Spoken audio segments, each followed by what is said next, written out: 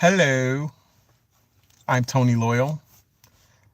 Welcome to TalkNThrash. Y'all need to get like me. I have sunglasses that go over my actual glasses, even if I see my glasses. Listen, man of my word, universal cat, partially healed, saved. I love you and I love your mama.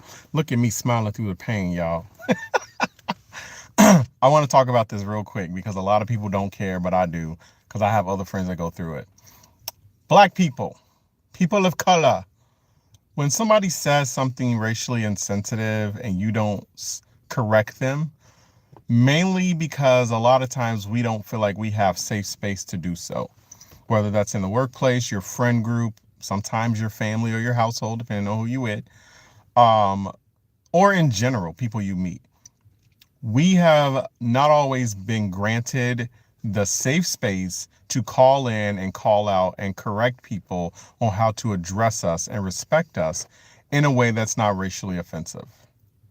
And I am not going to be specific, but I will tell you that when we don't get the opportunity to do that, we definitely hold it in a fester. And the next time somebody pop off is cookies. But I want us to think about how to just get to those moments, say what we feel, and move on. Because we don't have to hold it. We gave the boundary. They can respect it or not. And for people that don't respect the boundary, we know that there has to be some consequence, right? Y'all learned that at therapy, didn't y'all? Even though I am crossing right now with all these labels, I have on an Under Armour hat and a Puma shirt, some Walmart shorts. Uh, I have still found ways. I know that wasn't connected, but I found ways to correct people and show them how to treat me. Now, let me just give y'all some inside scoop on Mr. Tony Loyal. In my entire life, up until a few years ago, I never really had space or the confidence to stand up for myself to correct people in general when they were disrespectful. Maybe I was used to being bullied or I had domineering people in my life that didn't allow me to do that. I don't know what the root cause was. But the outcome was that I held a lot in and I didn't allow myself space to say, hey, this doesn't feel right, regardless of me, whether it feels right or whether people understand it. Because I think a lot of times, instead of people just being feeling wrong in love, they want to feel like, well, I don't understand how that hurts. If I said it hurt, it hurt. It doesn't matter. You're understanding. I don't know how your knee hurts if I accidentally hit your knee. So I got to be like, all right, your knee hurt. I got to respect the fact that I can't hit that knee again with shopping cart. Um, but I just want to say this real quick. Thank you for talking thrash with me. As people of color, we have found ways creatively to correct others when we are racially disrespected. And a lot of times we don't necessarily explain or come with what we claim or view as disrespect. A lot of other times on the flip hand side, they haven't been made aware. And so there should be some space and some room for everybody to be understood, listened to, and that person to be corrected.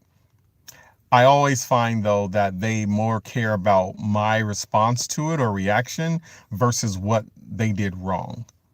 And in their space, they have never been told that they've been wrong about things. So this is all new to them. Um, but it ain't new for me. I've been doing this for a long time. This is something that people probably don't want to hear about. They feel like that's on you. Your dumb ass moved to Iowa. Ain't nobody tell you to do that. Uh, yeah, it's just the world. Even in, a lot of times people want to quit their job because they don't know how to stand up for themselves at the job. Not just in a space of racial offensiveness, but just in any space, feeling like you can't do what you need to do, or somebody trying to bully you on your role. Stay in your lane, Susan. I don't work with a Susan, so just so y'all are. But I just want us to be aware of how we can figure out ways we can be creative to correct people. And I'm not saying like don't pop off. You feel the way you need to feel, because you can still feel the way you need to feel and be frustrated and mad and pissed off in kindness. What we don't always do is we don't say something at the right time. And so when we do finally say something, it is not very kind.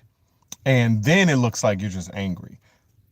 You're entitled to be angry in this world, in these trying times during this day. Be angry. but figure out a way to correct people and call them out. That's all I wanted to talk about. Listen, I hope y'all having a good week. It's Wednesday, so that I spell it right. It is hump day. There's a couple humps I done got over, and I'm talking thrash with y'all. I hope y'all can get over and through your humps. Smile through the pain.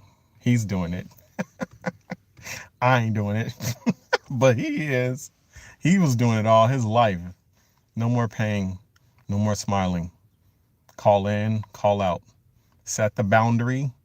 Set the standard on how you need to be respected.